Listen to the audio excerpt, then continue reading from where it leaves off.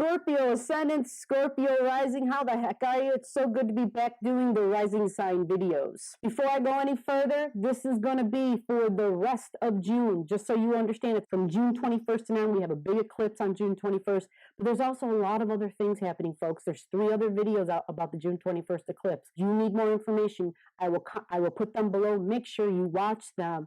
Right here, I'm playing a video. This is Tam and Kel, T-A-M, and the other name is Kel, K-E-L. They are great supporters of this channel. They're beautiful people in this community.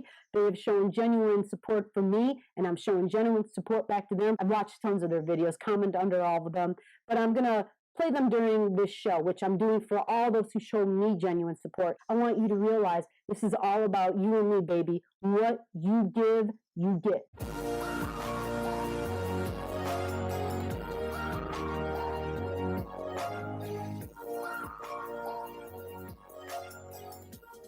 This is Scorpio, and we're going to talk about the 0 degrees Cancer eclipse for you, okay? So we have to look for the sign of Cancer in your chart, all right?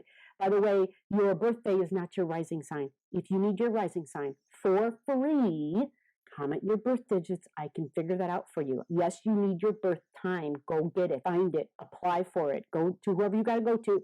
Get your information so I can get you the right rising sign so that you're watching and listening for the right information. The whole point is for it to help you, but to be accurate. So for Scorpio Ascendant, Scorpio Risings, you are looking at the eclipse occurring roughly in your 9th house. So your 9th house is higher learning.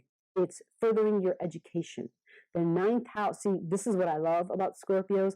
When you have Cancer energy in your 9th house, the 9th house is it's a house of where you're very wise. Okay, it's ways in which you're wise. And having Cancer there, this is what, oh, I love this. Scorpio Ascendant, there's a lot of things that make you very psychic individuals, okay? And being a Scorpio Ascendant is one of them. You can penetrate through energetic layers and you can get right to who somebody is immediately. Having your Cancer energy, water, right? Feeling somebody, feeling who they are, very wise in ways of human beings and people. There's this deep level of nurturing and understanding and empathy. Mother, divine mother, and knowing in the 9th house. The 9th house represents, it's your idea of your future.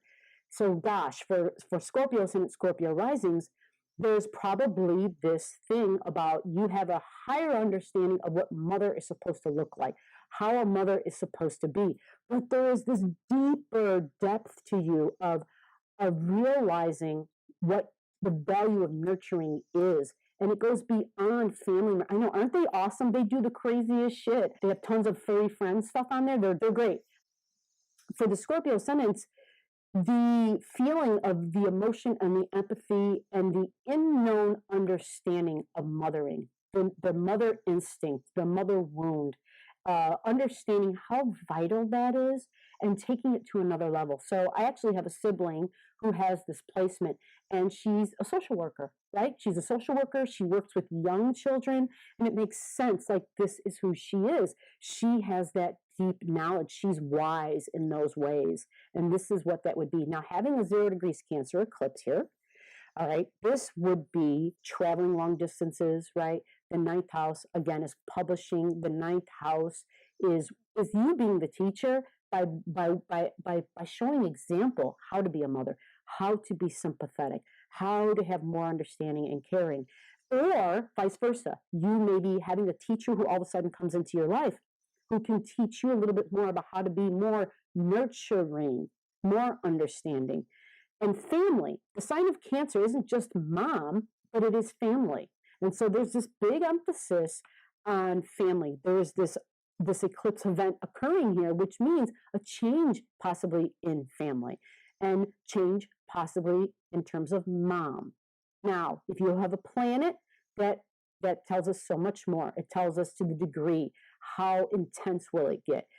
Cancer sign is also your emotions. And this is what it is. It's feelings. It's not just all the empathy, but it's feeling the whole range of emotions. Okay. Now, if you know a little bit about astrology, and if you have your chart in front of you, look for your moon in your chart, your birth moon.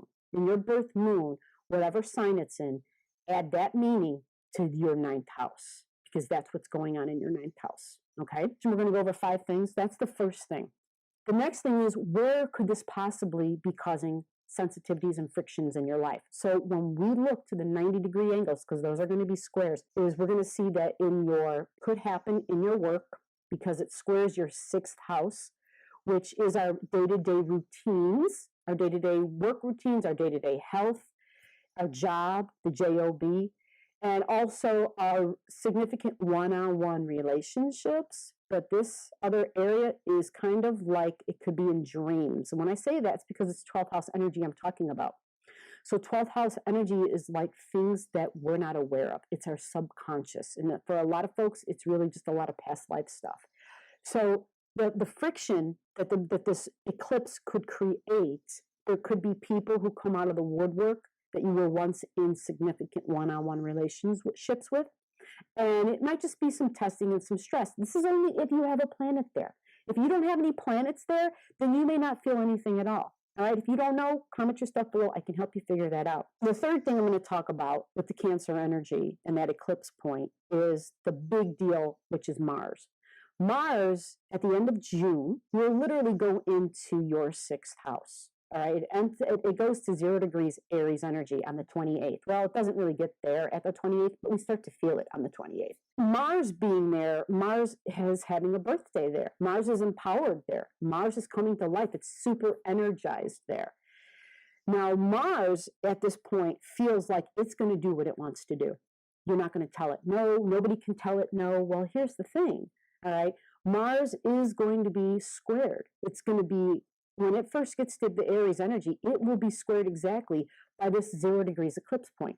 So this is your 9th house. Okay, so this could be your feelings, your emotions, your inner sanctuary, your peace, your emotional security and stability. These are all the things that are in your 9th house. Okay, now again, only if you have a planet will this be a big deal. But, well, without even knowing, if you just wait and observe and watch and be prepared for this Mars energy. When we talk about Mars energy, a lot of times we want to point a finger. We want to point outside of us and say, oh, that's Mars. They're being this way, because it is masculine energy, okay? And Cancer energy is feminine energy. So it is a clashing of masculine and feminine. It is. But more importantly, each of us has within us masculine and feminine energy. So whatever you hold within you, however your energetic frequency is inside, your energy is a boomerang. So what you emit comes back to you. So what we want to do is use this time to really harness our Mars power. We really want to get it under control. The Mars is our ego, okay? The Mars is also our physical body. It is the head. So we want to be careful at this time. Mars energy typically is very impulsive, and it puts its head down and it charges. It's the ram. But we want to incorporate more thinking. We want to think first. See, that's the thing about Mars. It doesn't want to think. It has a desire, and it just wants to go. It wants to charge for it. But that's the thing, right? You don't want to let it just overrun you. You want to tame it, right? You want to put a leash on it, and you want to say, hey, wait a minute. This is good at a certain time, right? When I need to take the leash off and let it loose, then that's when it's for. But you can't let it loose all the time, right? Because it's sporadic.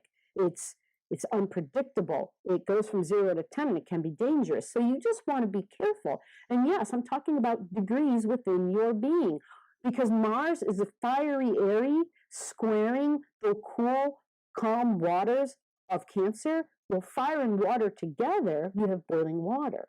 So what we got to do at this time, and this is, by the way, for the next 6 months. That's the 5th thing I wanted to share, or the 4th thing. I don't know where I'm at now.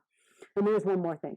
But I wanted to share that because if you notice that your emotions start to boil, remember, Mars will be squaring your emotions for 6 months. And if you don't have some go-to things that bring the waters down, right, a notch, that cool the running water, that make the waters become more still and peaceful, right, instead of turbulent and boiling, find out what those are. You're going to have to do a real quick, search for yourself if you already don't know.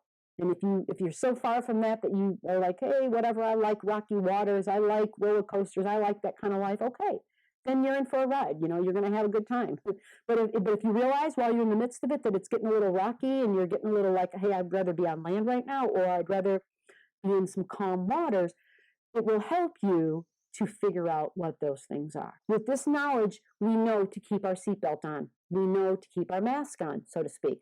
We know to be a little bit more cautious and to be thinking and to not be such a follower. And we also know to not over-identify with Mars. Mars is the ego. Do not let it be in control, to let your soul control.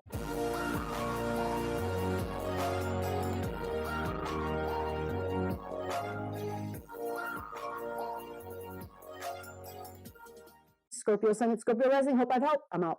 Peace.